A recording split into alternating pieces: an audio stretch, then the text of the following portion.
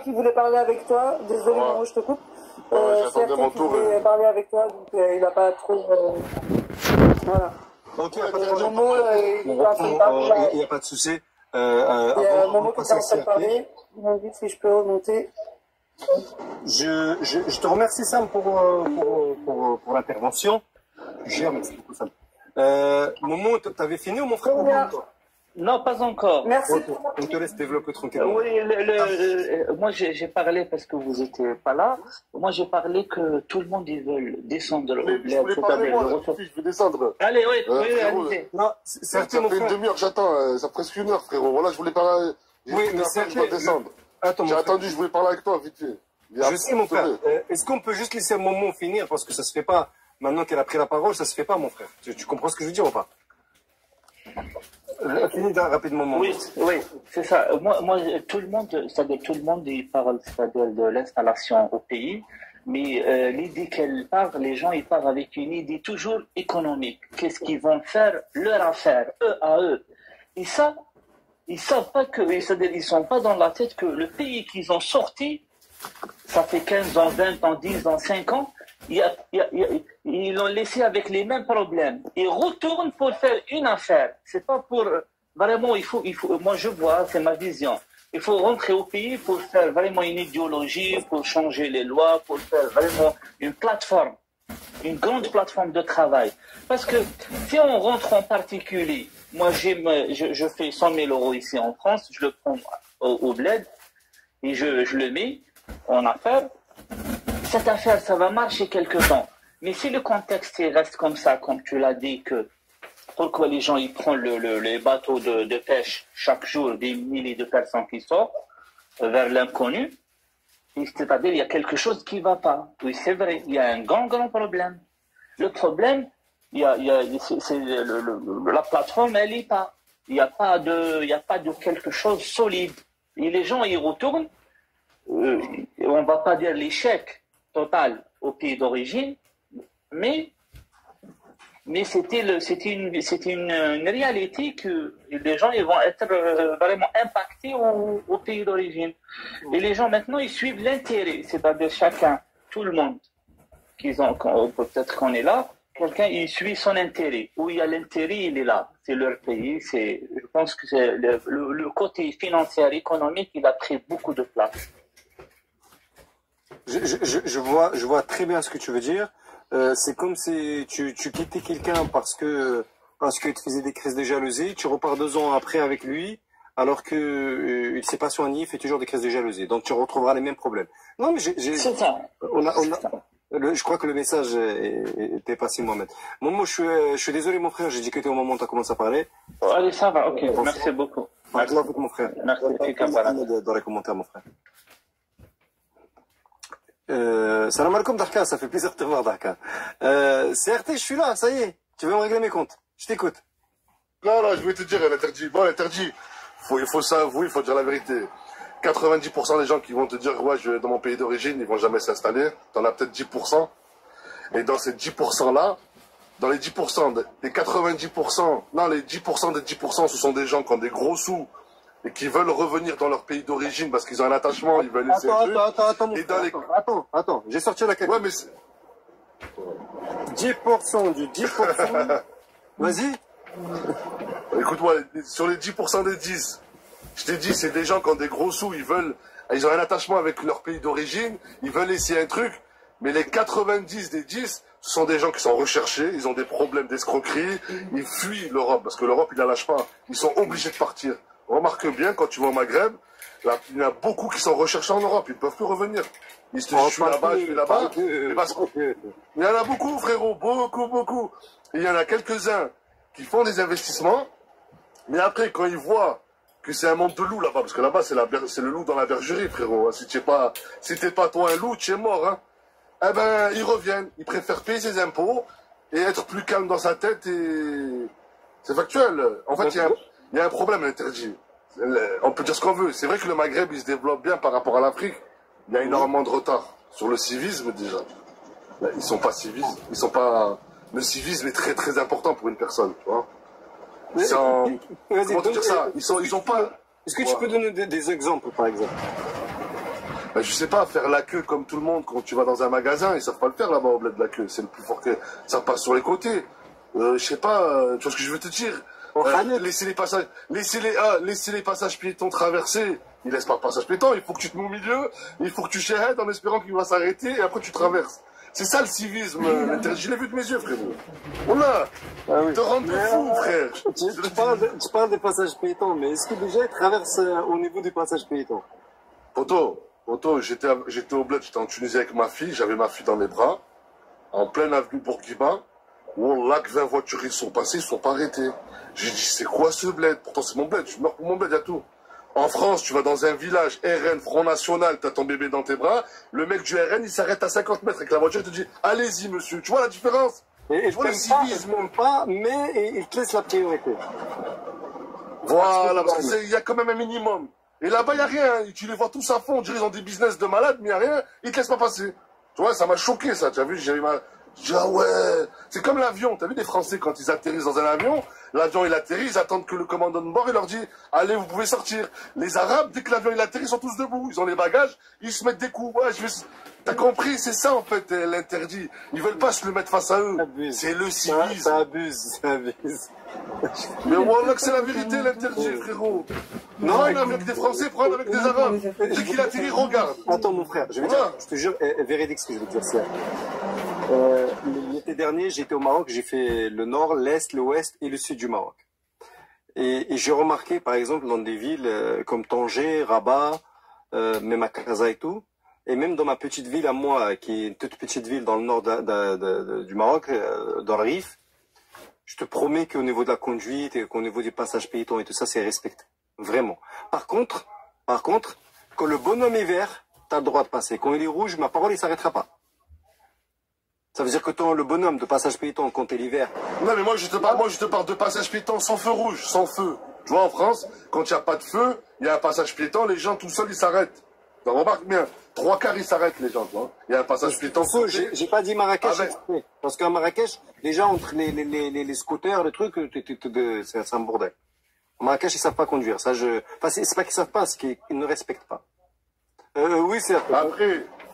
Après, tu nous demandes, nos parents qui viennent du Maghreb ou peu importe, ils se sont sacrifiés dans les années 60. Ils sont venus en France pour un avenir meilleur pour leurs enfants.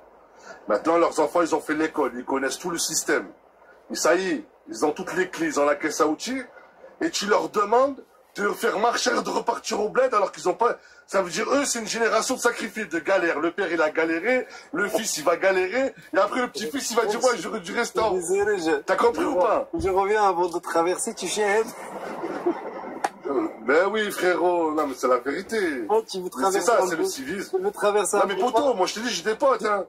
Certain. Tu veux traverser un boulevard, tu sais pas si tu vas arriver de l'autre côté ou tu vas te réveiller complètement de l'autre. Ben voilà, le civisme, c'est le civisme. On peut dire ce qu'on veut. Oh, des fois, je regardais les Français, les Européens, on les traite de mécréants, mais des fois, je leur dis, oh, il leur manque plus que la shahada, ils sont plus musulmans que nous, hein. Mais voilà. C'est malheureux, mais c'est la vérité, hein. Et c'est ça, mais il y a des gens, ils peuvent s'installer, mais ils y vont pas par rapport à ça. Parce qu'on a... Mais certes, tu viens de dire ce que moi, j'essaie de dire avec mes mots depuis 2 jours. Et les gens n'arrivent pas à comprendre, parce que tu sais pourquoi, certains, les gens ne parlent pas, comme je disais tout à l'heure, aux frérots, ne sont pas objectifs, tu vois, ils ont pas cette logique de dire les choses telles qu'elles sont. Ils parlent avec la passion. Pour eux, c'est mettre son pays en avant, c'est mettre ses pays d'origine en avant. Par exemple, le Maroc, moi, comme je suis marocain, je veux dire le Maroc, c'est un pays merveilleux, tout va bien, ça fera de moi un bon Marocain. Et à partir du moment où je veux dire non, au Maroc, il y a ça qui va pas, ça va faire de moi un traître dans la nation. Et c'est ça le problème qu'on a chez nous. Mais justement, c'est l'inversement des valeurs. Parce que le vrai patriote, c'est lui qui va critiquer les problèmes et qui va faire pour avancer. Et celui qui dit tout va bien et qui est pas là-bas, lui, c'est le harki pour moi. C'est le mec, le traître. Il en a rien à foutre de son bled, il en a rien à foutre de ses conditions de vie de ses frères. Et il est là en Europe. Et non, le vrai patriote, c'est celui qui critique et qui fait avancer les choses. Parce qu'il n'y a que le temps que dans la critique que tu avances. Après, beaucoup, frérot, profitent de ce système actuel au bled pour arriver, foutre le désordre, sortir des crosses, faire n'importe quoi et tout, pendant 1 mois et revenir.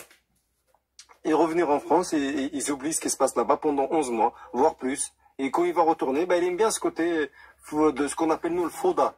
Tu vois, le fauda, ça veut dire non-respect des lois, il n'y a pas de civisme, comme tu dis. Donc, partir, crier, rouler en scooter à n'importe quelle heure et tout, et rentrer, tranquille. Retourner en France, comme si de rien n'était. Enfin, bref, on va pas... Et après, pour te dire, remarque bien, même les Chibani qui sont en France, même qui a de l'argent, qui sont au Maghreb, il a de l'argent pour s'installer, il a une belle maison, il a de l'argent, eh ben, tu les vois tous en France. Pourquoi? Parce qu'ils se soignent. Moi, je les vois dans les avions. Chaises roulantes, ils sont obligés. Parce que les opérations, elles sont très très chères. Là-bas, tu peux dire ce que tu veux. Quand c'est des maladies ciblées, tu as vu des opérations très très graves, c'est cher, hein, il faut payer, sinon là-bas c'est un minimum. Et ils sont tous là, ils reviennent, ils reviennent parce qu'ils peuvent se soigner qu'en France. Tu as des opérations à 50 000 euros, 100 000 euros, tu vas les sortir tous les mois. Des passages, ils vont te dire qu'on cotise. Non, mais c'est pour te dire, Inch'Allah, que ça va avancer, mais il y a quand même du retard. Et après l'interdit, il y a un problème aussi, frérot. La corruption, elle existe de partout. Mais en Afrique, hein. Oui, la corruption, c'est... mon frère, et tu montreras ton tour. C'est la corruption. J'espère que les mentalités elles vont évoluer et que la corruption, elle sera moindre, parce que la corruption, elle joue beaucoup aussi sur ça, tu vois. Donc, certes, je vais te poser la question pour toi. Tu envisages pas un retour, en tout cas en Tunisie pour le moment? Frérot, non, mais là, écoute-moi, en Tunisie, t'as des sous, t'es bien, attention, hein, t'as tous les services proposés, hein, mais après, c'est la mentalité, moi, je suis né en France, ce que je veux te dire, c'est pas pareil. Et, frérot, je vais pas laisser. Nous, c'est vrai, on aime le bled, on arrive à l'aéroport, on va au port, on change nos euros en dinars, on met dans la sacoche 2 semaines, on fait les rois du pétrole. Mais frérot, mais regarde là-bas les gens ce qui touchent par mois, regarde les gens ce qui vivent toute l'année, mon frère. C'est pas tout le monde qui a, tu vois. Frérot, je vais pas laisser la... C'est réaliste. Ah oui, les gens, non mais ils s'inventent hein, sur TikTok, mais les gens ils sont réalistes, ne crois pas. Quand ils éteignent le téléphone, ils savent très bien ce qui se passe. La preuve, ils sont toujours là. Hein. Tous ceux que tu leur demandes, t'es au bled, je suis là, moi. Certes, mon frère, moi je fais pas des débats sur mes lives pour que les gens viennent me raconter des salades. Je veux bien qu'on soit réaliste. Moi, quand tu viens sur mon débat, c'est pour me raconter des salades, sachant que on connaît le sujet. On est souvent 250, 300, 400 sur mes lives. Quoi qu'il arrive, dans ces gens-là, il y a des blédards, il y a des gens qui sont nés en France, il y a des gens qui connaissent bien le bled, il y a des gens qui vivent au bled. Donc, quoi qu'il arrive, il y a quelqu'un qui va te remettre, qui va te renvoyer la vérité en face de toi. Mais tu sais ce qui me choque, d'ailleurs, on parle des blédards qui harag. Tu sais qu'il y a des blédards qui harag avec des bons salaires, des bons postes, mais ils partent. Pourquoi? Parce qu'ils cherchent plus de justice, plus de tranquillité, se sentir citoyen. Ouais, c'est vrai, hein. Et c'est vrai, il y en a où, wallah, ils ont des bons salaires, ils ont la maison, ils ont de quoi manger et tout, mais ils sont tellement bien au fond d'eux qu'ils supportent plus cette rogra, ce zolm, ils partent. Et c'est vrai, hein. Voilà que c'est vrai. En tout cas, je te remercie, l'interdit. Merci à toi, certes, merci mon frère. Merci beaucoup. À plus tard, mon frère. Prends soin de toi. Merci beaucoup pour ton À plus tard. Merci. Très honnête, très juste. Au moins, c'est réglé. Bonjour, l'interdit. Bonjour, frérot. C'est ici, le tac-tac, c'est à lui. Samir, je m'appelle. Samir, mon frère, j'espère que tu vas bien. Samir, il y avait 3 personnes encore devant toi, mon frère, je suis désolé. Il n'y a pas de souci. En fait, l'ordre, le guest, il fait l'ordre lui-même. Ça veut dire que premier arrivé, premier, etc., etc.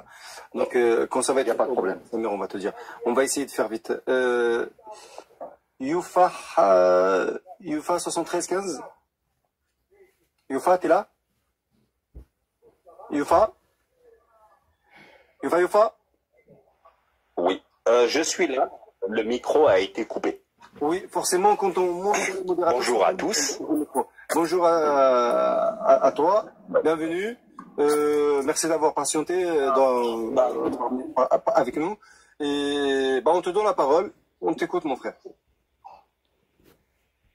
Je te remercie, je suis debout depuis 1h du matin. Hier, j'étais dans ton live, je t'écoutais. Et franchement, merci pour ton équité et ta neutralité. Merci, mon frère. Voilà. J'ai 52 ans, je suis arrivé en France, je suis d'origine algérienne, je suis arrivé en... Hein? Quand tu as dit voilà, j'ai cru que tu avais fini. Je suis arrivé en France... Non, je suis arrivé en France, j'avais 7-8 ans et le déracinement, etc. Tu sais, je te tutoie comme ce que tu as dit aux autres, c'est tutoie-moi. C'est j'ai toujours été Tu sais, on vit en France. Oui, la France, c'est notre père et notre pays d'origine, c'est notre mère. J'y ai toujours et je sais au plus profond de moi, je savais au plus profond de moi que bah j'allais retourner au pays. Et j'ai voulu investir. Donc j'ai investi fin des années 90. On a un décalage, toi et moi. Quoi? Tu venais en France avec l'idée de repartir en Algérie Oui. à un moment ou à un autre. Ok. C'est très intéressant. Continuons. Répète. Répète parce qu'on a été coupé. Je t'ai dit, Donc, doit oui, continuer. tu sais, moi, quand je suis venu, je n'ai pas choisi. Après, tu sais, je reviens à ce que l'intervenante il y a 2 heures, Sophia, la Russe.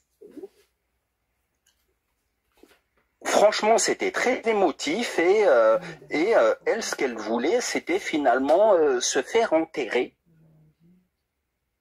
dans son pays d'origine. Moi, très tôt, j'ai su que je retournerai là-bas. J'ai voulu faire comme les anciens, c'est-à-dire on vient, on fait notre vie ici en France et on prépare notre retraite. Tu vois, on construit une maison, on achète un terrain. Et j'ai acheté un terrain là-bas. Dans les années 90, qui a pris une plus-value.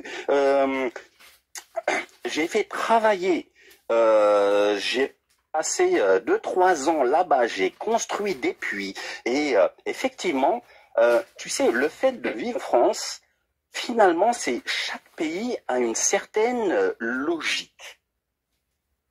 Et si tu ne t'adaptes pas à la logique du pays, là, tu es complètement paumé.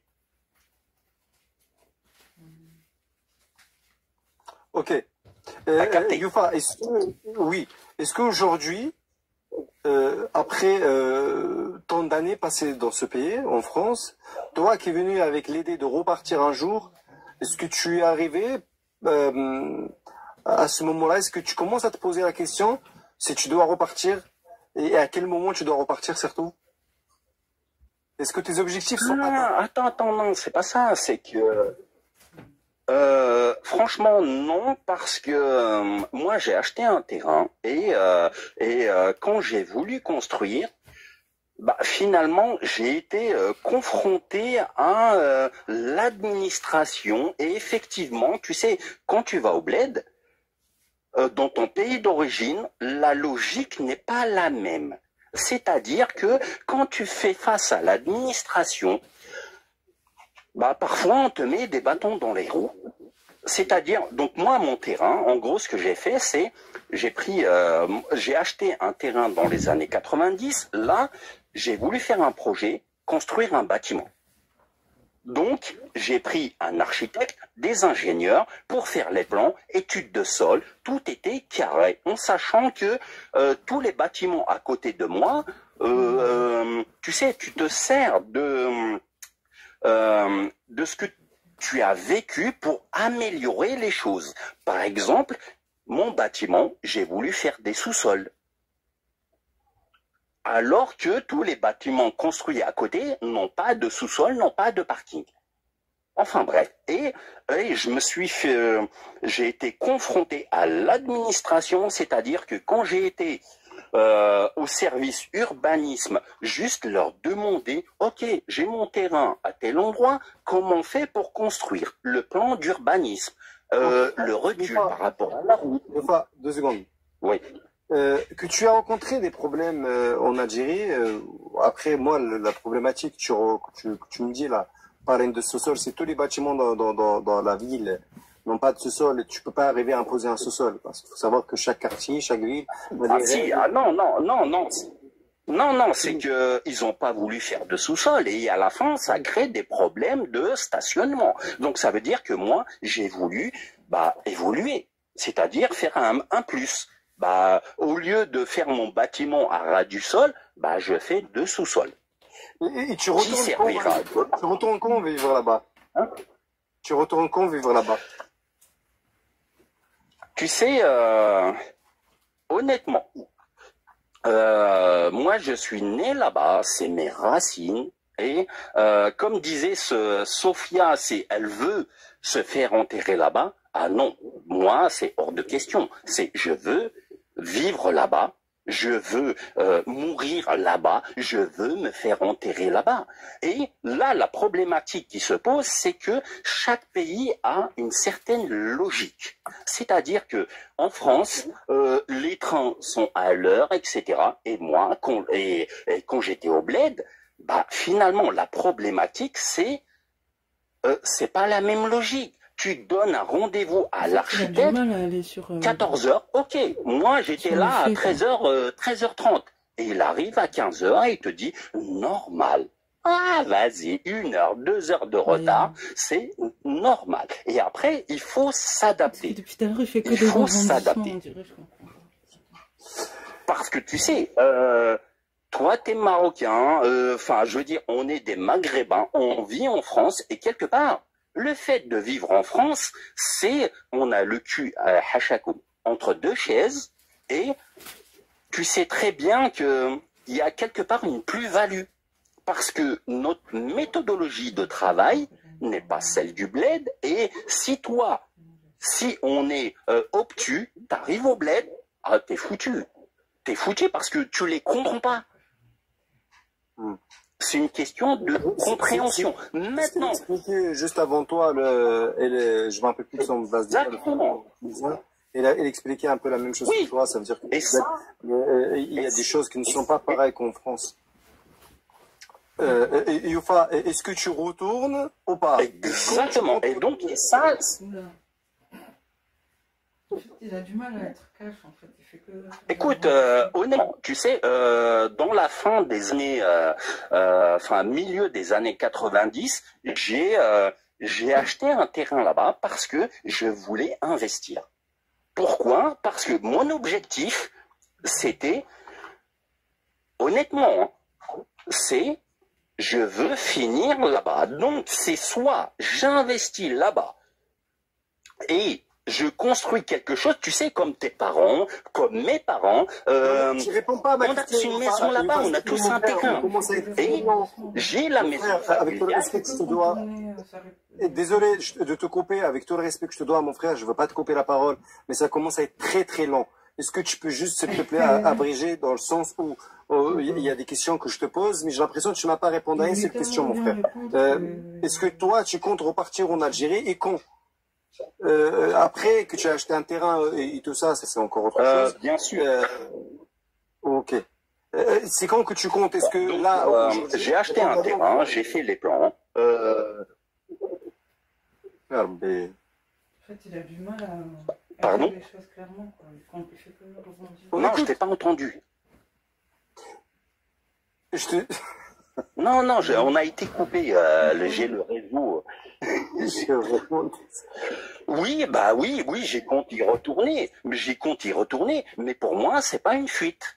Je vais pas fuir la France parce que je me sens opprimé pour aller faire un truc au bled. Ah non, c'est pas une fuite. Tu vois, j'ai grandi en France et la France c'est mon père et le bled c'est ma mère. C'est pas une Merci fuite. pas mon frère, barakallahu fik, merci à toi et Inch'Allah t'arriveras à faire ton saut sur le bled. Merci mon frère d'avoir participé avec nous, prends soin de toi. Allez, ciao. Merci. Un sacré décalage. J'avais peur qu'il me dise j'ai acheté encore un truc au bled. Assalamu alaikum. Je sais pas, il faisait que recontourner. Bonjour tout le monde.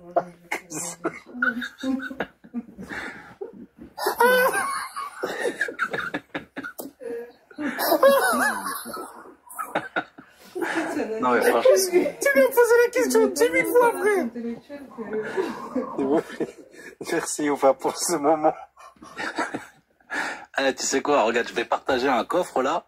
Comme les gens ils vont pouvoir prendre le cœur du jour pour toi l'interdit parce que j'aime vraiment tes lives. Merci de lire la Habdak. Merci pour le corps. On ne peut pas prendre les pièces qu'il y a dans le corps là, pour le corps. Il faut donner le corps. Je jure, c'est entre parenthèses. Attendez. Bonjour et salam alaikum à tous. Est-ce qu'il est possible, s'il vous plaît, de structurer vos idées quand vous montez sur des lives débats?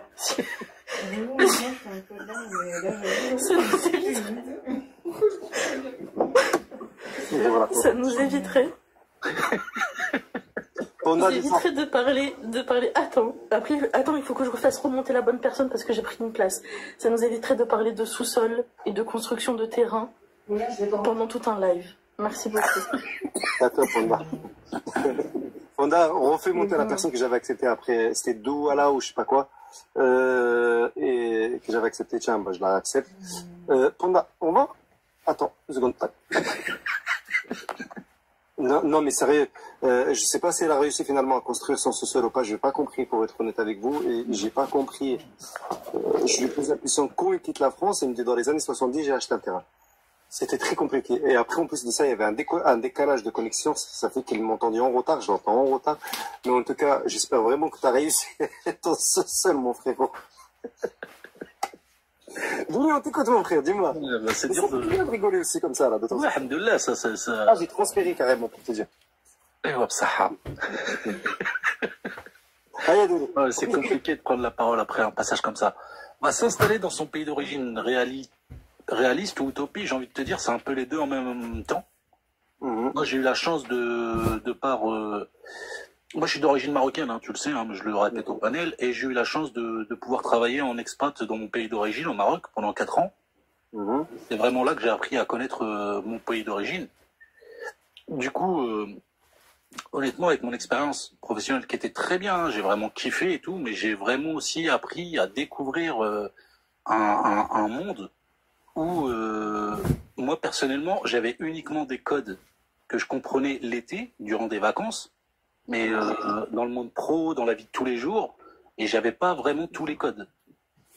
Je suis né en France, hein, je le rappelle. Alors je peux comprendre les personnes qui sont nées au Maroc, qui sont arrivées qui ont fait une partie de leurs études, qui ont leurs codes, qui ont des codes qui sont ancrés en eux depuis leur enfance. Je peux comprendre que eux, oui, ils ont cette idée de repartir vivre dans le pays où ils ont grandi, où ils sont nés. Mais moi, honnêtement, je me dis peut-être qu'un jour j'irai vivre dans mon pays d'origine, mais je ne me verrai pas ne pas revenir en France, en fait. Je sais pas si on me comprend. En fait, moi, j'ai des codes. En fait, on est des produits hybrides, quoi. Je sais pas comment l'expliquer, mais on doit être des produits hybrides. Moi, j'ai des potes à moi, hein, qui sont nés en France comme moi et tout, qui ont voulu aller tenter l'expérience, parce que moi, je dis, il faut laisser les gens tenter leur expérience. Bah, croyez-moi, au bout de 6 mois, 1 an, ils rentrent. Hein. Donc, pour toi, c'est compliqué pour les gens de retourner parce qu'ils vont découvrir un autre monde qui n'est pas le leur, qui n'ont pas l'habitude. Il y a des codes qu'ils ne savent pas, qu'ils ne connaissent pas, malgré le fait qu'ils retournent de temps en temps l'été. Merci à vivre comme un Marocain, excuse-moi, mais c'est pas vivre comme un Marocain de France. Hein. Enfin, c'est très intéressant ce que tu dis. Repartir quelques semaines pour des vacances où tu arrives, où même la population est contente, sont contents de te voir, ta famille, tes cousins, tout le monde prend soin de toi, même les voisins savent que tu vas pas rester, donc ils sont contents de t'accueillir pendant un moment. C'est pas la même chose quand ils savent que tu t'es installé, parce qu'une fois que tu t'installes, tu deviens quelqu'un de là-bas. Donc, les galères commencent. Oui, bah c'est ce que je te dis. Nous, on sait vivre de par notre culture, notre tradition. Donc, tu vois, on va se retrouver entre amis, famille. Tu vois, les codes restent les mêmes qu'à la maison où tu as grandi. Par contre, on n'a pas les codes d'un système. C'est le système qui est différent, en fait. Et s'intégrer à ce système, ça peut être très compliqué pour un Français comme français. Alors, je me comprends quand je dis ça, tu vois. Moi, j'ai pas la patience, tu vois. Moi, j'ai pas la patience de me faire carotter ma place, alors que c'est c'est mon numéro qui vient de s'afficher à l'écran, tu vois. Tu vois, tu vas trouver ça injuste. Nous, on a grandi dans une justice, une équité, où des moments, tu te dis, attends, enfin, il y a des décalages, quoi. Il y a vraiment des décalages. Parce que j'ai pas envie de dénigrer. Dolly, c'est ces petits détails que tu es en train de dire que c'est un détail plus un autre, plus un autre, plus un autre, plus un autre, qui vont faire que tu vas craquer au bout d'un moment. Ah, bien sûr. Mais tu sais, moi, je suis parti là-bas sur un projet de 4 ans où j'ai eu la chance de rencontrer Sa Majesté Mohamed VI. Et même lors de ce moment-là, il y a eu un gros décalage. T'imagines ou quoi? Comment ça? Bah, en fait, moi, j'avais un collègue à moi, c'était un Réfi. Tu vois, lui, il était comme moi, hein, il était de France, mais il était du côté de Lille, tu vois. Et ils l'ont pris pour un Algérien, donc du coup, il a fini au placard, quoi. Tu te dis, attends, on est où, là? Pourquoi au placard? Parce que c'est un Algérien? Parce que, genre, il avait des baskets, et un mec qui a des baskets, il se présente pas devant le roi. Enfin bref, c'était un protocole.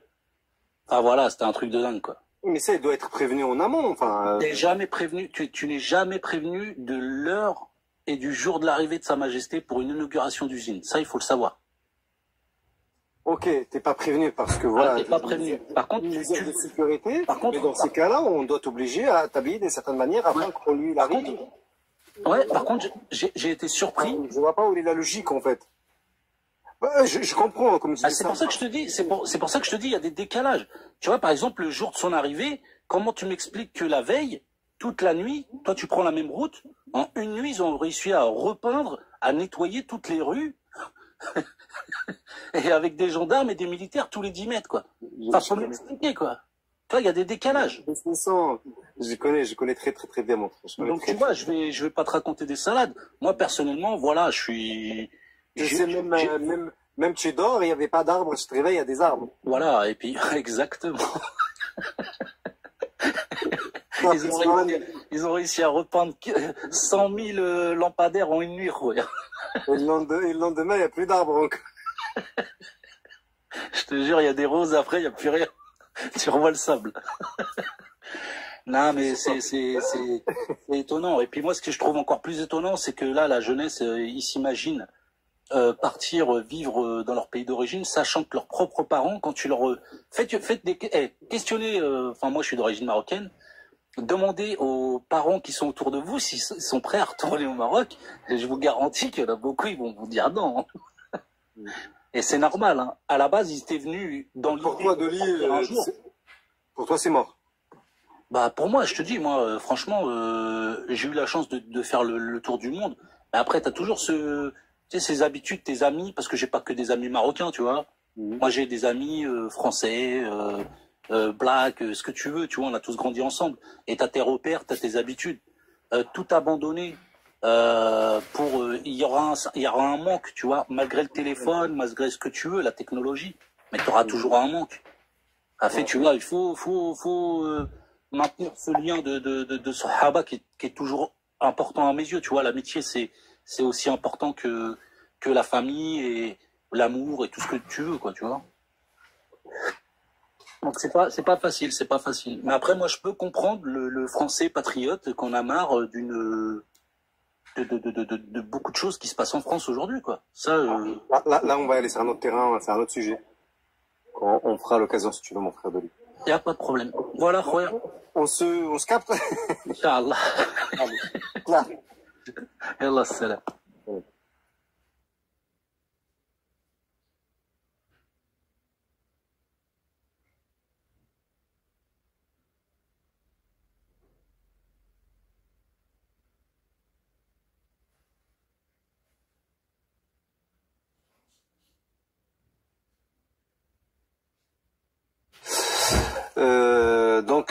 Dolly, mon frère, je libère la place. Merci Dolly. Dolly, de toute façon, toi et moi, on va se capter. Bingo. Patek, es-tu là? Papotez les frères et sœurs, s'il vous plaît. On a 63 K. Allez, ensemble, on va y aller chercher les 100 K.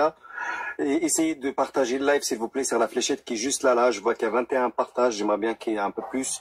des partages. Et aussi, vous pouvez, quand vous appuyez sur la fléchette là, il faut savoir que vous voyez republier le live. Si vous mettez republier le live, ça vous coûte rien, c'est gratuit et ça aide le live à évoluer, s'il vous plaît. Merci Valandria, je vois que tu l'as fait.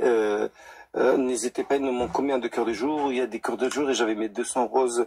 Il reste 5 cœurs de jour, s'il vous plaît. 5 cœurs de jour, c'est là, vous appuyez dessus, vous rentrez, vous envoyez les petits cœurs de jour, s'il vous plaît. Patek, on t'écoute, mon frère. Qu'est-ce qu'il y a, Panda? Je t'écoute. Patek, on t'écoute, mon frère.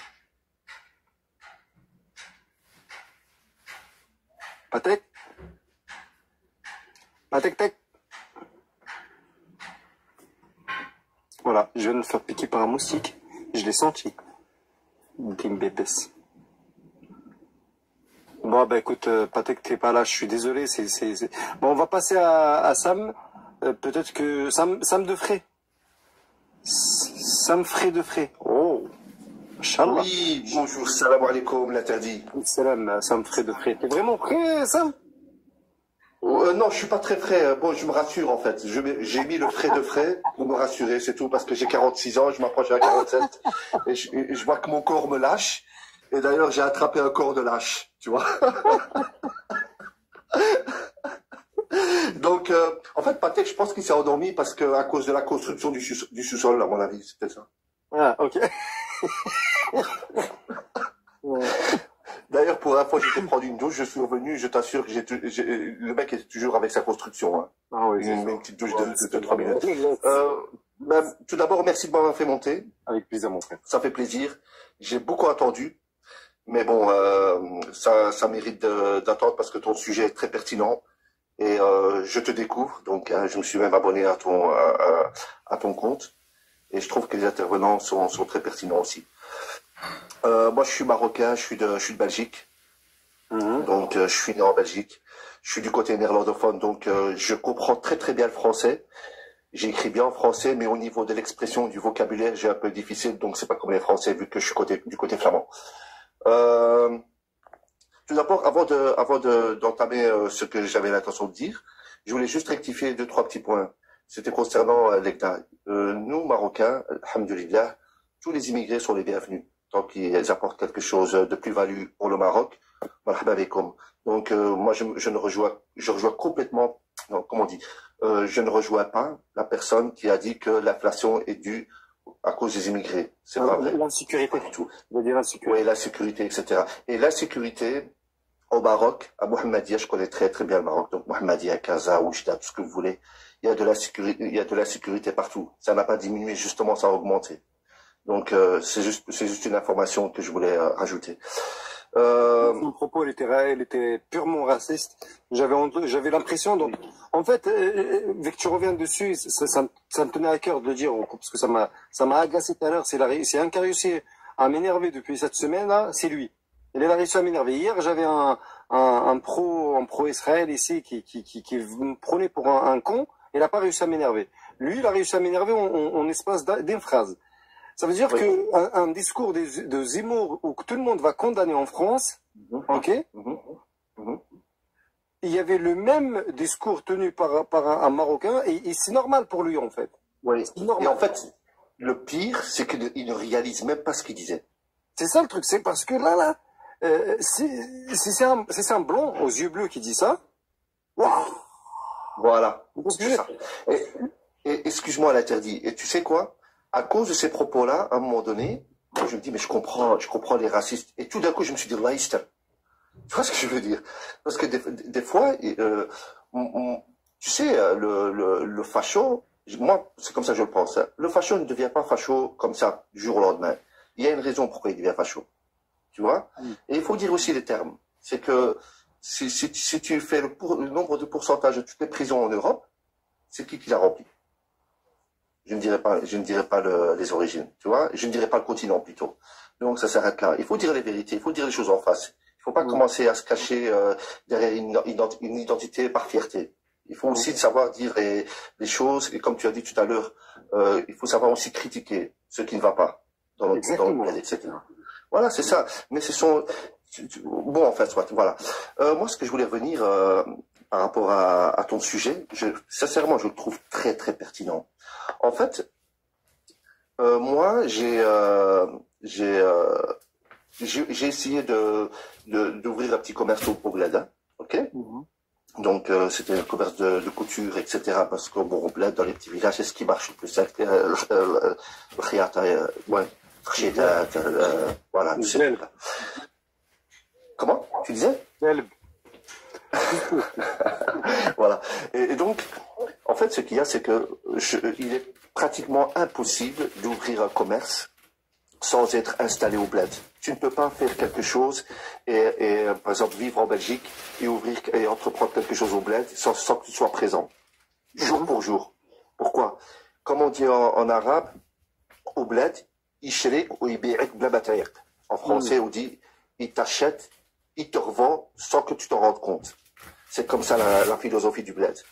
Et comme il a dit tout à l'heure, cette CRT, au bled, ce sont des loups. Donc, tu peux avoir un petit commerce qui va fonctionner pendant quelques mois, mais tout d'un coup, ça va plus fonctionner. Pourquoi? Parce que la personne, au lieu de venir acheter chez toi, eh ben, il va se taper 60 km pour aller acheter autre part et ne pas acheter chez toi. C'est comme ça que ça fonctionne au bled. Et au niveau, bon, voilà, moi, quand j'ai ouvert mon commerce, les 6 premiers mois, je voyais, il y avait une rentabilité, mais après, j'ai constaté que, vu que je ne suis pas présent, ben, il y avait de l'argent qui disparaissait, etc., etc., etc. Donc, oui, pourquoi j'ai complètement parti t'installer? Pourquoi tu as ouvert un commerce? Tu avais ouvert un commerce dans le but de te faciliter le retour, c'est ça? Non, c'était plus pour aider certaines personnes qui étaient en difficulté financière. Et je me suis dit, bah, écoute, vu que c'était des gens proches de la famille, etc., j'avais cette intention de développer quelque chose en espérant agrandir le projet et en même temps prendre l'argent, aider les familles, etc., dans le besoin, les faire travailler et en même temps qu'ils puissent subvenir aussi aux besoins de leur propre famille. Mais je me suis rendu compte que mélanger l'amitié et l'argent, c'est quelque chose de très très compliqué. Et la famille, l'argent, en fait, l'argent, c'est la source du malheur, quoi, si je peux dire ça. Et voilà, donc toi, si je comprends bien, l'idée de repartir, t'installer au bled, c'est... Non, c'est impossible. Pourquoi? Parce que moi, je suis né en Belgique. Donc, toute mon éducation a été faite en Belgique. Donc, ce qu'il y a, c'est que la différence entre le Maroc et la Belgique, parce que moi, je suis marocain, algérien, tunisien, peu importe le Maghreb, on a un problème, c'est au niveau de la structure de l'éducation. Comme il disait tout à l'heure CRT, par exemple, l'exemple de l'avion, elle est vraiment concrète. C'est vraiment un très bon argument. Par exemple, l'Européen, quand l'avion atterrit, il va pas commencer directement à se lever. Il va prendre son temps, il va se lever, etc. Il va respecter la file, etc. Nous, les Arabes, c'est différent. Quand il a dit CRT, c'est que l'avion n'a même pas encore atterri, qu'on est déjà devant la porte à attendre pour sortir. Tu comprends? C'est bête, hein? Mais c'est vraiment un exemple très concret. Et du coup, voilà. Mais, excuse-moi, je suis pas très structuré dans mes idées, mais j'essaie de faire de mon mieux. Non, mais il n'y a pas de problème. Mais, voilà. Mais, Rabbi ismahli, parce que moi, alhamdoulilah, je suis musulman, etc. Mais ce que j'ai remarqué au pays, un jour, je suis parti au pays, je commence à regarder un petit peu les villages, etc. Je me suis rendu compte qu'il n'y a pas d'usine, il n'y a pas d'entreprise, il n'y a rien. Il y a juste des commerces. Comme beaucoup à Oujda, en tout cas, à Berkane, etc., etc. Et en fait, je me suis rendu compte, je me suis dit, mais dans chaque mètre carré, il y a des mosquées. Entre parenthèses, façon de parler. Je me suis dit, dans beaucoup de mosquées, la moitié des mosquées sont vides. Pourquoi? Parce qu'il y en a tellement des mosquées. Dans un petit village, tu vois peut-être 20 mosquées. Hein? Et je me suis dit, si on divisait ça par 10, et que les 10 autres mosquées, au lieu d'investir à construire des mosquées, que finalement, il n'y a pas beaucoup de gens qui iront dans cette mosquée, pourquoi les gens marocains, par exemple, n'investissent pas cet argent-là pour construire des entreprises, des usines, pour faire travailler la population qui est en demande de travail? Ça c'est un problème. Et Rabbi ismahli, c'est pas, j'ai pas envie de choquer les gens. C'est pas choquer les gens, c'est pas que ça, c'est qu'il y a des priorités au bled parce que il y a une mentalité différente et là on va développer sur un autre sujet encore rien à voir. Mais si tu veux, par exemple, au bled, je te parle de quelque chose que je connais. On nous a toujours fait comprendre que réussir au bled, c'est de faire des études pour décrocher un travail avec l'État. C'est-à-dire être gendarme, policier, prof, médecin, travailler avec l'État. C'est ça une assurance d'emploi au Maroc. Par exemple, je te parle du Maroc. Ouais. Et c'est la plus grosse erreur qu'ils ont fait. C'est qu'ils n'ont pas rendu... en fait, si tu veux, l'État a un nombre de postes de disponibles. Ok, oui. Tu as 40 millions ou 35 millions de Marocains. Tu ne peux pas... les 30 millions ne peuvent pas travailler tous avec l'État. Ça veut dire qu'il faut qu'il y ait des gens qui créent quelque chose. Ouvrir des entreprises, avoir des gens qui ont cette intelligence de favoriser, par exemple, la formation professionnelle pour faciliter l'accès à des emplois manuels. C'est ce qu'on n'a pas fait. Pendant, en tout cas, les années 80, 90, 70, jusqu'à les années 2000, on n'a pas été intelligent dans ce sens-là. On n'a pas suivi ce qu'on appelle ces formations professionnelles et créé des prochains, des futurs chefs d'entreprise. On l'a pas fait, on n'a pas su le faire parce qu'on a favorisé, si tu veux, le général. Un peu le système à la française au départ. Hein. Et c'est ce qui aujourd'hui nous coûte cher. C'est pour ça qu'on s'est retrouvé avec tant de retard et tant de chômage. Là, les mentalités ont changé à ce niveau-là, Sam. Je te garantis qu'ils ont changé. Aujourd'hui, on a beaucoup de centres de formation équivalents des lycées professionnels en France, par exemple, pour justement diriger un petit peu la jeunesse dans ce sens-là, afin de voir à l'avenir, on va voir beaucoup plus de gens qui réfléchissent de la manière, tu dis, d'ouvrir des entreprises au lieu de se concentrer sur des choses qui ne servent à rien. Oui, voilà. Donc ça c'est vraiment. En fait, les gens ne réalisent pas ça. Voilà. Enfin soit. Donc moi, tout simplement, je voulais juste dire ça, et je voulais juste terminer par quelque chose qui me tient à cœur. Moi, je suis né en Belgique, ok. Donc je revendique fièrement mes origines marocaines. Donc avant, par exemple, quand je vais à l'étranger, quand on me dit vous êtes d'où, moi je leur dis directement je suis marocain. Ensuite, je dis belge. Mais alhamdoulilah, je suis fier d'être aussi belge et je dis toujours la Belgique. Pourquoi? Parce que, alhamdoulilah, sans la Belgique, je ne serais pas là où je suis maintenant. Voilà. Et moi, je ne comprends pas ces gens-là qui disent, moi, comme tout à l'heure l'Algérien qui disait que moi, je déteste tous les pays à part mon bled de l'Algérie. Mais cette personne-là, il vit en France, il parle le français, etc., etc. Il a une éducation. Il a eu un avenir avec la France, ouais, etc. Et venir cracher sur le pays qui a fait tout pour lui donner une opportunité, ça, je trouve que c'est de l'hypocrisie. Et ça, voilà, moi, ça me désole ces choses-là. Et alhamdoulilah, moi, je remercie l'Europe, tout d'abord, parce qu'ils m'ont tout donné, alhamdoulilah. Et chaque jour, je le remercierai. Mais je resterai quand même marocain, quoi qu'il arrive. Mais voilà, il faut remercier l'Europe, il faut savoir dire merci aux gens qui nous ont donné, alhamdoulilah. Merci Sam Fréfré. S'il vous plaît, les filles, est-ce que vous pouvez aller voir son profil et vous venez nous voir dans les commentaires pour nous dire est-ce que est vraiment Fréfré ou est le train de se foutre de nous. Merci très Non, je suis plus frais du tout. Hein. Je te dis, j'ai encore de l'âge. Mesdames, je vous fais confiance. Sam, reste avec nous dans les commentaires. T'es le bienvenu. Mesdames, ne venez pas sur mon profil, je suis marié au cas où. Hein. Donc, on ne demande pas. Ce n'est pas le but recherché. Je suis désolé pour mon français, pour tout le monde, mais j'essaie de faire de mon mieux et je vous dis salam alaikum, prenez soin de vous et prenez soin de vos parents. Merci frérot, ciao. Tac. Darka, mon frère, salam alaikum. Avant de te donner la parole, mon frère Darka, tu m'excuseras, il y avait le frérot que j'ai accepté tout en haut là, Skid One, ou j'arrive pas à dire ton blaze, excuse-moi mon frère. Ouais, y a pas de souci, bonjour à tous. Il est aussi long qu'à lundi, donc c'est très compliqué pour moi de le prononcer. On t'écoute, mon frère. Il reste un cœur du jour, s'il vous plaît, les frères. Un cœur du jour, un seul qui reste. Donc prenez-le, s'il vous plaît. Je sais pas qui va être le prochain. Les roses, on est quoi, hein, 140 roses qui manquent. Mais il nous manque un cœur du jour, s'il vous plaît. Frérot, vas-y, prends la parole. Déjà de m'avoir invité, j'écoute depuis tout à l'heure et je voulais apporter peut-être un point de vue que j'ai pas encore entendu. Pour recentrer sur le débat qui était s'installer dans son pays d'origine, réalité ou utopie.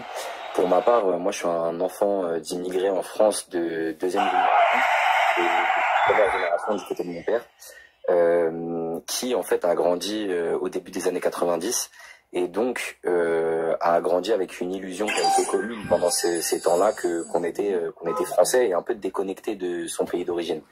Et pour ma part, là aujourd'hui j'ai la trentaine à peu près. Et donc j'ai été ramené à mes origines et à mon arabité quand j'ai vu en fait, en fait par la montée un petit peu identitaire en France, et c'est ça qui a fait que, étant donné que je pouvais plus me sentir français parce que j'étais considéré comme arabe en France et pas comme français, que je me suis intéressé à mes pays d'origine, alors que pendant très longtemps je m'étais construit en tant que français. Et donc pour répondre à la question réalité ou utopie, en fait pour ma part ça a au début été un peu utopie, parce que comme j'ai pas grandi dans la culture, j'avais une image de la culture qui était une image idéalisée. En fait j'avais des récits de mes parents ou alors de mes grands-parents qui n'étaient pas du tout en fait ce que j'ai rencontré quand j'y suis allé, et encore moins quand j'y suis allé sans parler couramment la langue, donc sans avoir de code, sans y être allé tous les étés comme beaucoup d'intervenants ici, et en voulant en plus y arriver en faisant du business. Donc au début j'ai eu beaucoup de désillusions, mais pas de désillusions qui sont propres aux pays arabes en fait, mais qui sont propres aux pays émergents. Parce que pour le coup, moi aussi, j'ai eu l'occasion de beaucoup voyager. Et en fait, quand on arrive avec de l'argent dans un pays où il y a pas de classe moyenne et où il y a des opportunités, et ben forcément, enfin même partout, en fait, dès qu'il y a du business, il y a de l'arnaque. Donc j'ai pas eu le sentiment que c'était particulièrement difficile au bled, juste que c'était difficile parce que je maîtrisais pas les codes, difficile parce que je connaissais pas cette société-là. En revanche, je pense que c'est une bonne option. Et si je pense que c'est une bonne option, c'est même pas d'un point de vue idéologique, c'est d'un point de vue pragmatique, parce que c'est des nouveaux marchés. Je parle pour le coup pour l'Algérie et l'Égypte, parce que c'est les deux pays dont je suis originaire. En fait, c'est des marchés qui s'ouvrent sur plein, par exemple, d'outils de service dont on a besoin dans ces pays-là, et dans lesquels on peut arriver en venant, par exemple, de France, parce qu'on a un capital en fait de choses qu'on a accumulées, qu'on a vues, de process qui pour nous sont normaux, qui quand on arrive dans nos pays d'origine, en fait, n'ont pas encore été créés. Et donc, il y a pas mal de choses à faire. Pour ma part, je viens tout juste de réussir à être rentable sur un business, après avoir échoué 4 fois et demi, on va dire. Et voilà. Donc, merci de m'avoir écouté et content d'avoir pu partager mon expérience. Merci à toi, mon frère. Et du coup, là, j'ai pas réussi à suivre exactement où tu es installé à l'heure actuelle. Je suis entre la France et l'Égypte. Ouais, je suis entre la France et l'Égypte. Le business que j'ai réussi à ouvrir, c'est une salle de sport. Et voilà, là aujourd'hui, je m'ouvre aussi vers l'Algérie. J'ai réussi à faire mon passeport très récemment. Parce que c'était un peu plus compliqué, vu que c'était du côté de ma mère, ça a pris un peu plus de temps. Marché auquel je m'intéresse, même si je sais que, comme avant de réussir en Égypte, je vais sûrement rater 1, 2, 3, 4 fois, mais finalement c'est la même chose quand on essaye de réussir en France, donc il faut juste être déterminé et ne pas baisser les bras. Écoute, je te souhaite la réussite, Inch'Allah, dans ce que tu fais. Félicitations à toi. Est-ce que tu as un conseil à donner aux jeunes qui veulent repartir, faire un peu comme toi, quelque chose que toi, quelque chose que t'as marqué à ce niveau, enfin, qui t'a marqué, que tu aimerais absolument la partager avec les gens. Je sais pas, quelque chose Alors de la normale, on va dire. La première chose que je dirais, c'est l'humilité. En fait, de venir en étant humble. Souvent, quand on arrive, ou en tout cas, moi, ça a été une erreur que j'ai fait. Les premières fois, je suis arrivé en venant de France sans connaître le pays, et je voyais certaines personnes qui étaient assis par terre, et c'est une expression, c'est une métaphore. Je les voyais assis par terre et je leur disais, venez vous asseoir sur des chaises, il y a des chaises, il y a des canapés, il y a des sofas. Et en fait, toi, tu viens avec ta chaise, tu te fais balayer, et tu... Ah, c'est dommage, frérot, il fallait t'asseoir par terre comme tout le monde pour comprendre pourquoi est-ce que les gens étaient assis par terre dans cet endroit-là. C'est une métaphore pour dire qu'en fait, avant de venir avec la science ou avec le savoir, il faut comprendre l'endroit dans lequel tu arrives.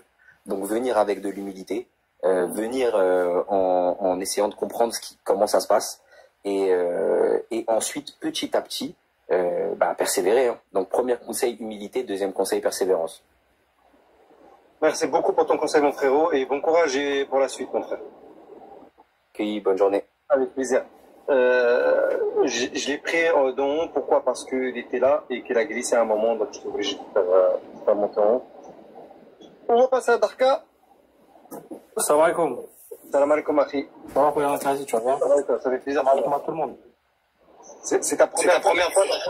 T'as dit quoi? C'est ta première fois ici? C'est toi, oui, c'est la première fois, oui. Allah yabarak fik, Kouya. En fait, moi, comme je t'avais écrit dans le message, nous, Inch'Allah, on rentre mois de septembre prochain, pas septembre-là. On était censé rentrer septembre-là. Après, il y a eu quelques difficultés. On a dit, on va décaler à septembre prochain, Inch'Allah. Et moi, pourquoi je rentre? En fait,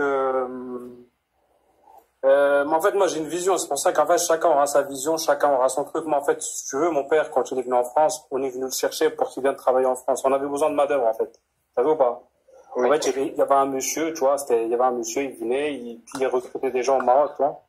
Et mon père, il s'est inscrit, puis voilà, quoi. Il est là. En fait, mon père, il est là, en fait, il n'est pas là pour la justice, parce qu'il connaissait pas ça à l'époque aussi, tu vois. Faut bien qu'on se mette d'accord. Quand nos parents, ils étaient venus, ils étaient dans le religieux, et la justice, ils la cherchaient pas, la justice sociale, la justice truc, ils savaient pas ce que c'était, tu vois. Donc, ils travaillaient les champs, et puis derrière, ils avaient leur récolte. Donc, mon père, il est venu ici simplement pour gagner de l'argent. Tu vois ce que je veux dire? Oui, comme la majorité des premiers qui sont arrivés. Voilà. Pour chercher à devenir français, ils sont venus pour travailler. Ouais, ils sont venus pour travailler. Qui fait que nous, on est là par ce geste. Donc, après, moi, j'ai grandi avec cette idée-là de dire, il faut faire de l'argent en fait, la France, je la considère comme un bon, le Belge, j'avais dit, là, Belgica, et moi, je dis, là, c'est la tante, en fait, c'est notre tante, en fait, la France, tu vois ce que je veux dire? Moi, je suis pas dans le truc, c'est la France, c'est mon père, et le Maroc, c'est ma mère, à l'inverse. Non, la France, c'est une bonne tante, tu vois, chez qui j'aime bien y aller. Parce qu'elle m'a tout donné. Parce que je vais pas renier, c'est ce qu'il a dit aussi, le Belge. Je vais pas renier. Donc, c'est pour ça que tous les investissements que j'ai faits, je les ai faits en France. Je te dis, j'en ai même pas fait. Ok, Darka, mais je peux te poser une question, frérot? Tranquillement, vas-y, il n'y a pas de souci. Tu m'as dit que tu devais partir en septembre, là. Ouais. Finalement, tu retardes à septembre d'après. Non, c'est parce qu'en fait, c'est plus complexe. C'est des problèmes de justice. Ah, ok. Voilà, c'est des problèmes de justice. Je suis pas un voyou, t'inquiète pas. Non, mais c'est pas ça. Non. C'est des problèmes de justice. En fait, c'est juste, on a été conseillé d'attendre un peu. Okay. T'as compris? Parce que sinon, ça allait faire des allers-retours. Et en fait, on nous a conseillé d'attendre un peu. Donc, on a dit, c'est pas grave. De toute façon, tu sais, une année de plus, ça va pas nous tuer.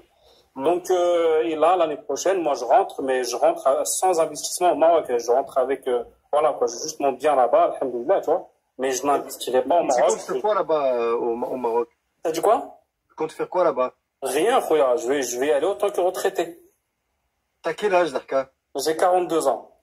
À 42 ans, Je vais y aller, je vais me t'assumer comment financièrement? J'ai travaillé, Khouya. J'ai travaillé. Moi, t'as vu, dans les autres lives, t'étais là. Moi, je me suis marié très jeune. Oui. Et j'ai coffré très jeune. Et j'ai investi très jeune. Tu vois ce que je veux dire, avec madame, tu vois, on a tout fait ensemble. C'est pour ça que j'ai toujours, il y en a, ils vont me prendre pour un fou, tu vois. J'ai toujours dit, si vous avez l'opportunité de vous marier jeune, faites-le. Tu vois ce que je veux dire? C'est parce que ça permet d'enlever comment on dit, dans la moitié, dans le dé, la moitié du dé, en fait, si tu veux, c'est le mariage. Donc, ouais, vas-y, dis-moi. 42 ans, ok. Après, moi, t'as vu, je suis pas quelqu'un de trop gourmand aussi, tu vois. Je veux dire, je cours pas après la fortune. T'as compris ou pas? Moi, j'ai de quoi payer parce que quand même, ça, c'est un budget aussi de s'installer parce que l'école française au Maroc, on est quand même à 400 € par mois. Ah, justement, moi, je me suis renseigné, je connais bien les tarifs. Ouais, c'est pour ça que je te dis comment tu vas faire pour assumer là-bas. Ouais, mais c'est ce que autant que Français, que retourne, en tout cas, avec un train de vie, le même, on va dire, équivalent de France. Non, je suis juste pas marocain, frère. Même, tu seras obligé d'aller à Marjane pour faire tes courses, on est d'accord? Oui, mais je veux pas consommer comme si j'étais en vacances. Je vais consommer parce que tu sais, quand tu es en vacances, la plupart du temps, tu finis jamais les assiettes. T'as compris ou pas? Eh ben, quand t'es chez toi, en fait, moi, j'ai déjà fait cette expérience-là. En gros, quand tu viens en vacances, en fait, moi, j'ai déjà été quand j'avais 26 ans avec madame. On avait investi là-bas et ça s'est complètement cassé la figure. Nous, on voulait déjà rester là-bas. On avait investi là-bas, on voulait, du coup, on s'est complètement cassé la figure. Au bout de 6 mois, on est revenu.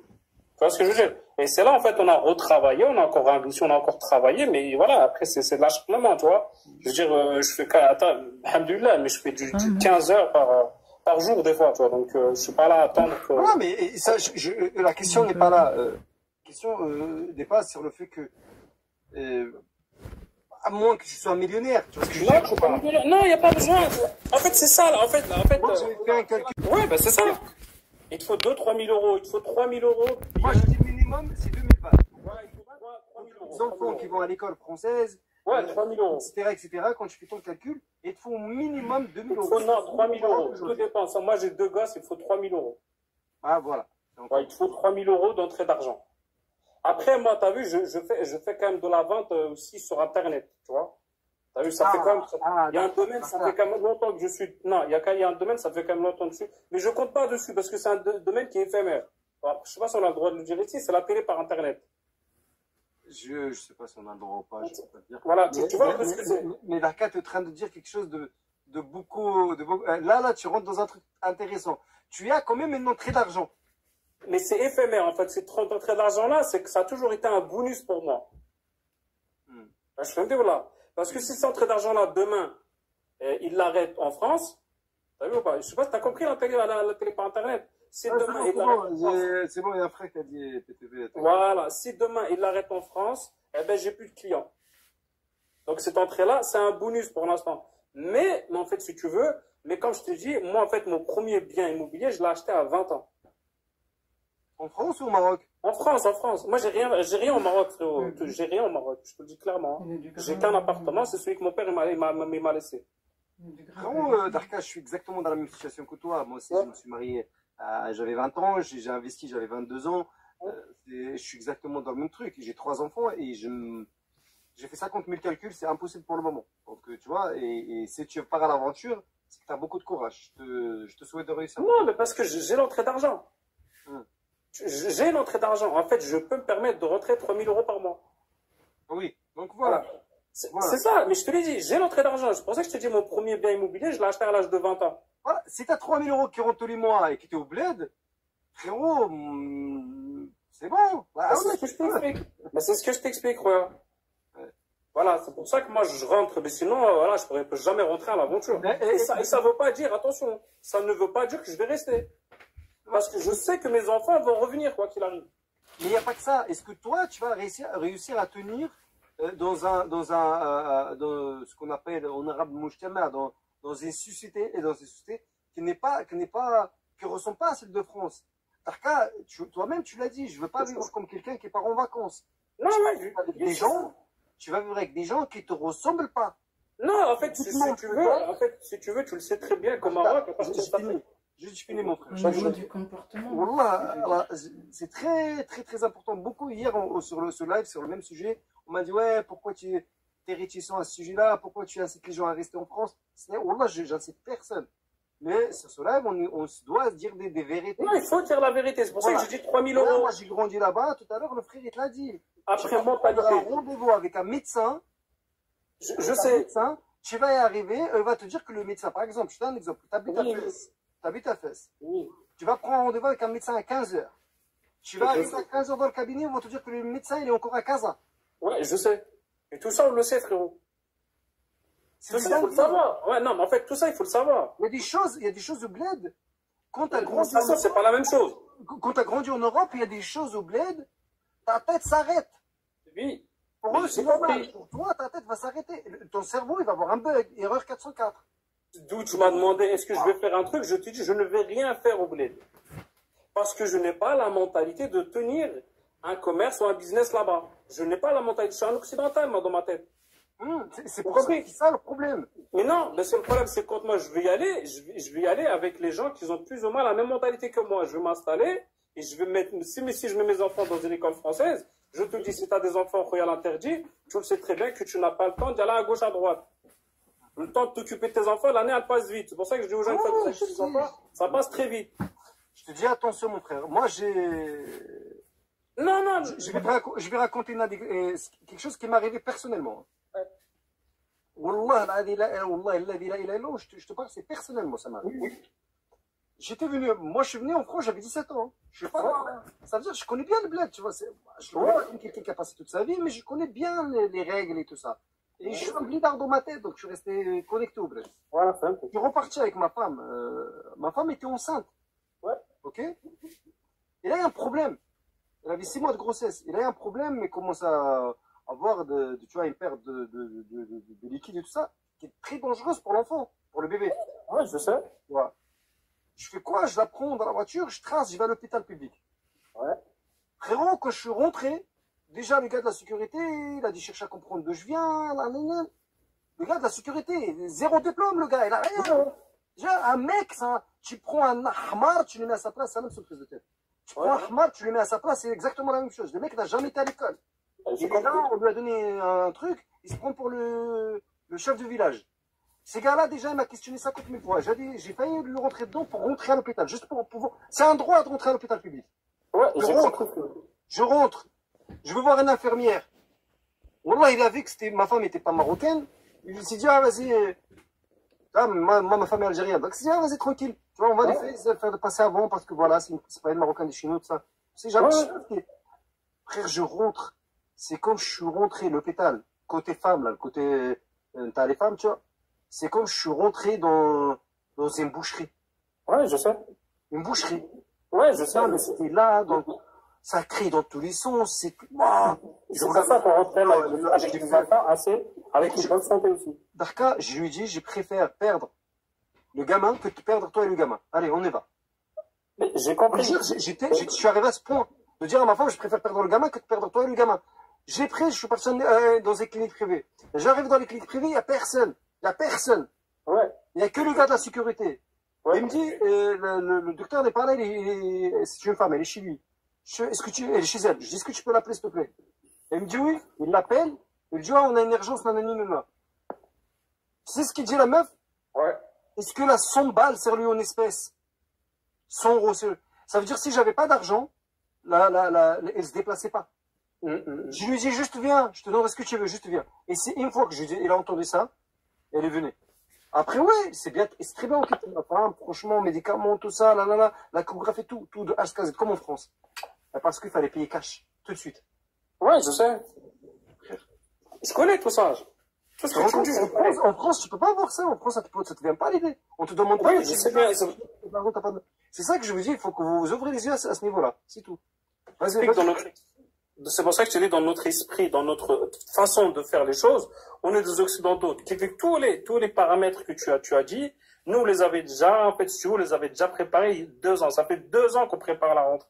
T'as compris ou pas? Donc, le choix, ça va être Rabat. Donc, parce que tout est accessible et tout est, j'aurais pu rentrer à Marrakech, j'aurais pu rentrer à Agadir, je suis originaire d'Agadir. Non, je rentre à Rabat. Tu as compris ou pas? Rabat, parce qu'il y a beaucoup plus de facilité dans les hôpitaux, il y a beaucoup plus de trucs. T'as compris, l'interdit? C'est pour ça que je sais pas. Mais en tout cas, Darka, bon courage à toi et je te souhaite. Merci en tout cas pour la parole. Avec plaisir, mon frère. Merci d'être là. Si tu vas à Rabat, un jour je viendrai te voir là-bas, mon frère. Avec grand plaisir, frérot. De toute façon, on est ensemble. Barakallah avec mon frère Darka. Darka, on t'a conseillé mon live. C'est un live où on était ensemble. On était ensemble, frérot, et puis on s'est abonné entre ça, c'est tranquille. Et alors, c'est comment? Le live, t'as aimé, t'as pas aimé? Ouais, il est top, là, il est top. Là, vous êtes frérot, là, ils aident frérot, normal. Merci, frérot, prends soin de toi. Merci à toi, salam alaikum.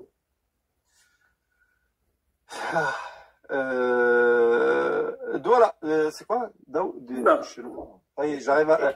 En fait, à partir de 16h, 15h50, j'arrive plus à lire les blazes. Salam alaikum. Alaikum salam. Alors, bon, moi, j'ai bien aimé ce qu'il a dit Darka, mais bon, c'est vrai que il m'a fait Darka. Mais ce que je voulais dire déjà, c'est que oui, effectivement, quand on est en France, la France a un très bon système de santé par rapport à tous les pays, hein, et que même vous allez aux États-Unis, c'est la même chose que tu as raconté dans ton histoire. Si tu n'as pas l'argent, ils ne te soignent pas. Ça, il faut le savoir, et c'est la France qui est l'un des seuls pays à avoir ce système-là. Un système que nous qui étions sous colonie avant, je parle du Sénégal et d'autres pays qui étaient sous colonie française, on aurait dû copier. Parce qu'on a copié beaucoup de choses de la France, mais par contre, niveau hospitalier et école, on n'a pas copié. Ça, c'est une erreur qu'on a fait. Parce que l'école gratuite, et puis tu vois, même quand tu as parlé d'école, etc., ça m'a même fait réfléchir, c'est vrai. Moi-même qui suis en train de préparer ma rentrée, parce que je la prépare, justement, la question de l'école de mes enfants se pose. Et c'est vrai qu'on veut les mettre dans des écoles françaises, mais normalement, logiquement, je devrais les mettre dans des écoles sénégalaises. Parce que il y a aussi des bonnes universités au Sénégal, mais pour l'instant, tout ce qui est du primaire, du collège, etc., c'est vrai que ça reste à améliorer. Mais ça peut le faire.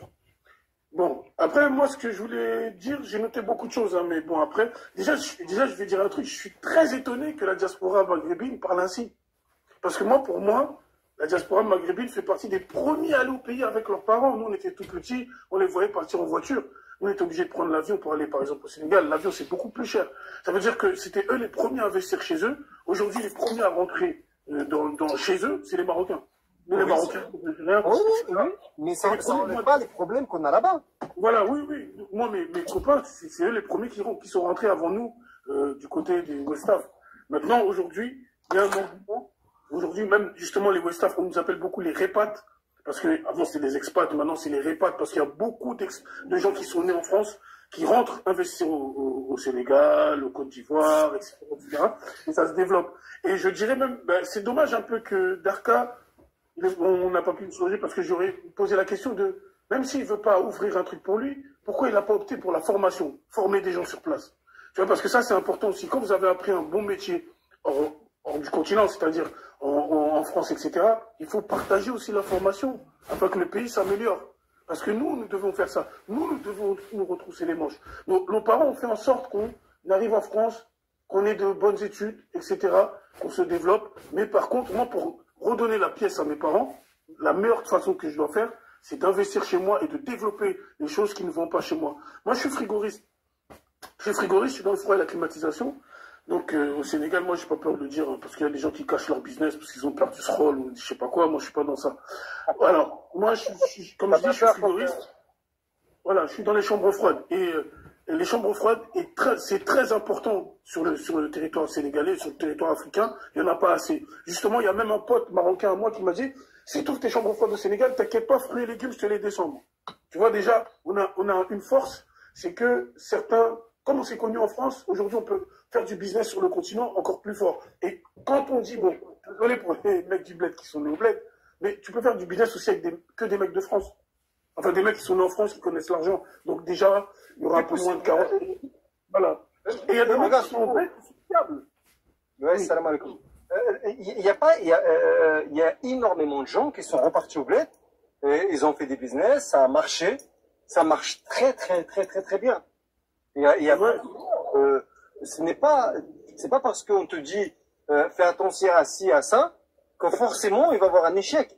Il y a aussi des gens qui arrivent à réussir. Maintenant, nous, notre devoir, c'est de prévenir les gens.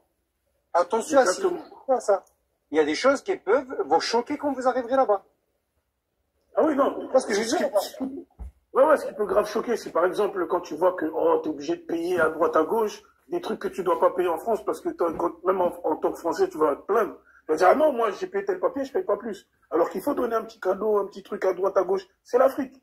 Tu vois? Bon, et après, moi je dirais que surtout cette difficulté, qui va l'affronter si c'est pas nous? On va laisser d'autres, parce qu'il y a beaucoup d'autres pays qui viennent investir chez nous, ils n'ont pas peur. Comme les Chinois, etc., etc. Je ne veux pas trop citer de pays. Ils n'ont pas peur, ils investissent. Et surtout, moi, c'est pas plus l'investissement, c'est déjà, moi, ce que j'aimerais, c'est rentrer avant la retraite. Parce qu'il y a beaucoup de gens qui font toute leur vie, envoient des sous au bled et rentrent à la retraite. Ça, c'est une erreur que je pense que la diaspora a faite, comme l'erreur de vouloir à chaque fois construire des maisons. Et chaque fois, ça veut dire que vos parents ont construit des maisons. Vous-même voulez une maison pour vous, votre frère va construire une maison pour soi, votre soeur va... Mais personne ne se dit, venons, on ouvre un business familial. On a des terrains, on va faire de l'agriculture, même si on va faire que des oranges ou que des trucs, eh bien on va le faire, mais ça va être familialement, et on va se rentrer des sous familialement. Il n'y a pas beaucoup de gens qui pensent à ça. Les gens pensent plus à faire des baraques, et surtout des baraques construites en ciment, ce qui est énergivore. Ensuite, après, ils vont dépenser des sous dans la climatisation, dans l'électricité, etc. Et ils vont dire que la vie est chère à Dakar. Moi, souvent, quand vous regardez les gens qui vous disent la vie est chère à Dakar, c'est des gens qui veulent vivre comme en France. C'est pour ça qu'à un moment, j'ai bien aimé quand il a dit pourquoi tu demandes aux gens qui restent assis, pourquoi ils sont par terre, de s'asseoir sur une chaise. Arrivé un moment, quand tu es dans un pays, il faut quand même vivre comme les gens du pays. Il faut essayer, parce que sinon, si tu veux vivre comme en France, chez toi, tu vas payer ultra cher. tout ce que tu vas faire, c'est des dépenses ultra excessives, et c'est là que tu vas pas t'en sortir. Donc moi, ce que je dirais surtout, je dirais que on a une chance d'avoir des pays, parce que ce matin, j'ai même entendu un Français, bon, qui truc, après, il y a quelqu'un qui lui a dit, oui, c'est vrai que s'il vient d'un village, après, il va à Paris, ou si inversement, ok. Mais moi, ce que je dirais, c'est qu'on a la chance qu'on a, c'est que l'entrepreneuriat est beaucoup plus facile. On parle beaucoup plus vite à des gens du gouvernement par rapport à la France. Donc moi, c'est surtout ça que j'aime. Alors surtout les impôts, les charges patronales, n'en parlons même pas. C'est cadeau, c'est bénéf. C'est pour ça que d'un côté, oui, pour la santé, c'est ça c'est un problème. Il n'y a pas que la santé, mon frère. Il n'y a pas que la santé qui ne va pas.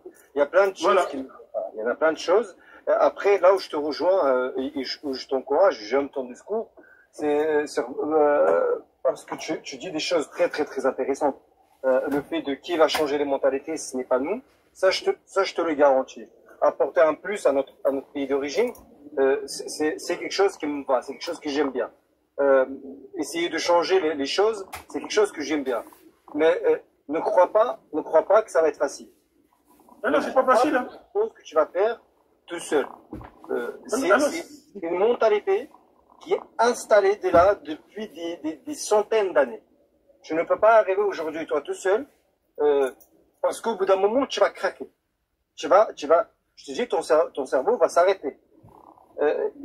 Tu verras, peut-être qu'Inch'Allah un jour, Dieu va faire en sorte que quand toi et moi on se croise, et tu me diras oui. Tu me disais des choses, Sarah là, et frérot, t'avais raison. Je te jure qu'il y a des moments, ta tête s'arrête. Mais je t'encourage à essayer. Non, mais ça m'est arrivé. Tu sais, moi, j'envoyais beaucoup de conteneurs sur Dakar. Et effectivement, j'ai eu des conteneurs bloqués. J'ai compris quand un conteneur, il est bloqué 6 mois, ma tête j'étais perdu. Et surtout que je voyais des Sénégalais comme moi, qui me parlent, qui vont à la mosquée tous les vendredis, mais qui te disent, ah, t'inquiète pas, c'est réglé, mais c'est jamais réglé. Et si tu tapes pas du poing sur la table, et ben, ton histoire avancera pas. Arrivé un moment, j'étais même obligé de prendre avec les autorités et tout, parce que tu donnes ton argent et rien n'avance. Et on te demande encore plus d'argent. Donc après, tu es dans un circuit fermé. Et ça, en France, ça peut pas t'arriver. Bon, ça peut t'arriver, oui, au quartier, parce que tu as avec des mecs de cité. Mais si c'est des papiers de l'État, la chambre des commerces, en fait, jamais tu vas penser que ça va arriver. Alors que sur le continent africain, même un papier que tu vas chercher dans les bâtiments de l'État, malheureusement, désolé de le dire, hein, mais tu vas un peu donner. Voilà. Mais bon, après, une fois que c'est comme on dit, c'est pas des échecs, c'est de l'expérience qu'on acquis. C'est-à-dire que quand tu te rates comme ça, c'est comme ça même je me suis consolé, ça me dire que c'est de l'expérience que j'ai pris. C'est de l'expérience que j'ai pris. Aujourd'hui, je travaille avec les bonnes personnes. Et aujourd'hui, bientôt, Inch'Allah, je vais pouvoir me permettre de rentrer et vivre. Pour l'instant, je fais mes allers-retours encore. Inch'Allah, je vais après, me permettre. J'ai un dernier conseil à te donner avant de partir. Après, tu sais, un conseil n'est jamais, c'est toujours bon à prendre, hein, de mettre quelque part dans sa tête. Si tu as la possibilité d'avoir un business en France qui peut t'assurer une entrée d'argent, quoi qu'il arrive, ça, ce serait le top. Comme ça, au moins, c'est là-bas, en face de toi, les murs se ferment, ou les portes se ferment. T'as automatiquement un endroit où tu comprends ce que je veux dire? En tout cas, merci à toi et bon courage, mon frère. Le Sénégal, c'est un pays aussi qui va se développer d'une manière de... Vraiment, ça va aller très, très, très vite au Sénégal après la découverte du gaz et tout ça, là. C'est les gouvernements qui gardent les choses normalement, en tout cas, c'est ce qu'on vous souhaite. En tout cas, personnellement, c'est ce que je vous souhaite. Parce que vous êtes un peuple magnifique, vous avez un pays magnifique. Vraiment, j'espère, Inch'Allah, qu'ils vont être aussi intelligents que les Émirats arabes unis, tout ça, afin de faire profiter la population. Parce qu'il y a de l'argent, au Sénégal. Il y a de l'argent. Inch'Allah. Voilà, je dis ça avec ça. Mais surtout, en plus, les droits de succession nous font fuir en France. Même les patrons sont obligés de magouiller et faire des holdings.